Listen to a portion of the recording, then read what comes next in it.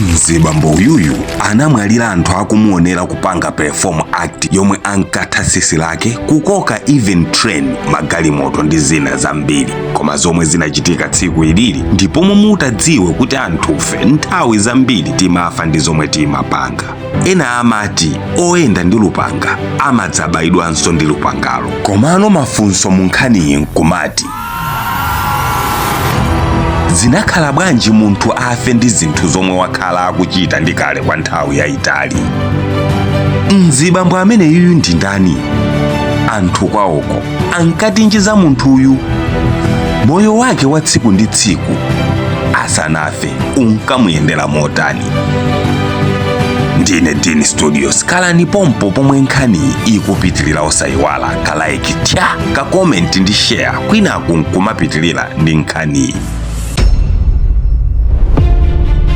Dzina lake ndi Sailendra Nath Roy wa zaka 49 zakubadwa, ochokera ku India. Asanafe imfa yowawa chonchi Sailendra poyambapo basitu anabadwa zabwinobwino monga muja momwe inu ndine tibadwira nkumakula ku dera lina la West Bangalore. Atakula Sailendra anazindikira kuti mutsitsi lake muli mphamvu zapaderadera, ndipo anayamba kuonetsa luso lake pokoka zinthu zosiyanasiyana ndi tsitsi lake, ndipo mpaka mu chaka cha 2013 anali atalandira kale maawadi okwana awiri a Guinness Record kuti ndi munthu wamphamvu mu tsitsi lake dziko lonse lapansi. Kupitilira apapa iye anali akupititsabe luso lake pasogolo, ndipo anakonza show yoti ikachitike ku mtsinje wina waukulu ku West Bangalore.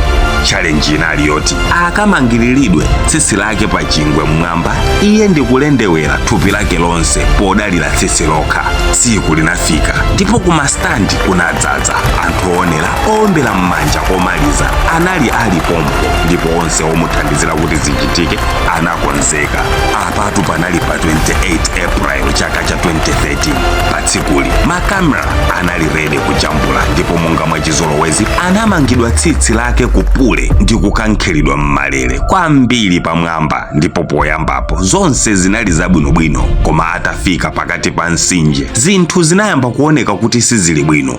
Mudi yake inayamba kusintha, amaoneka munthu uja woti akusausika akusakasaka thandizo, ndipo amayesesa kuti mikono yake agwire chingwe, pomwe after kanthawi anakwanisa kuchigwira chingwecho, koma ululu unamukulira, ndipo ankakweza mkono kuti timu yake imuthandize. Ndipo timu inapanga notisi kuti china chake chavuta, koma akanatani sizikanatheka kupitapo kamba kuti panali patali ndipo mpakati pa mtsinje. Komabe timu yake inayesesa kukoka chingwe kuti afike mwachangu kumtunda. Anthu samaziwa chomwe chimachitika, ena analibe bize kuombera m'manja munthu zitamvuta. Komabe pomwe amafika kumtunda anali atatheratu, ndipo pamafunikira ambulance changu kuti apite naye ku chipatala. Koma eti likakwana tsiku lako zonse zinkachitika kumeneku kunalibe ambulance yoti zikavuta amthandize. Muja momwe anthu amakonzekera akakhala kupanga perform zinthu ngati zimene zizi. Komabe anthu anamutengera ku chipatala kutali kwambiri ndi kumenekoko, koma madotolo anafotokozera anthu kuti abweresa kale malemu Sailendra. Uku kunali kutha kwake kwa Sailendra. Ma performance ake onse anathera pamene papa. Ngozi iyi inaphunzitsa anthu ambiri kuti ungakondedwe chotani ndi anthu ochuluka, koma akafika bambo imfa palibe yemwe angakuthandize. Onse amangokuyang'ana kuphatikizapo ana ako okondedwa, amangoyang'ana kusowa solution. Pamapeto pake mukapanga china chilichonse mungapangecho komwe muliko, dziwani imfa ilipo, ndipo simaona kuti ndinu otani. Chachikulu ndi kukhala tcheru, osati tcheru oyang'anisisa, koma okhala okonzeka potsogoza zinthu zabwino kwa Mulungu, kuti moyo winawo akatipatse malo aulemu ndi mtendere osatha mpaka muyaya.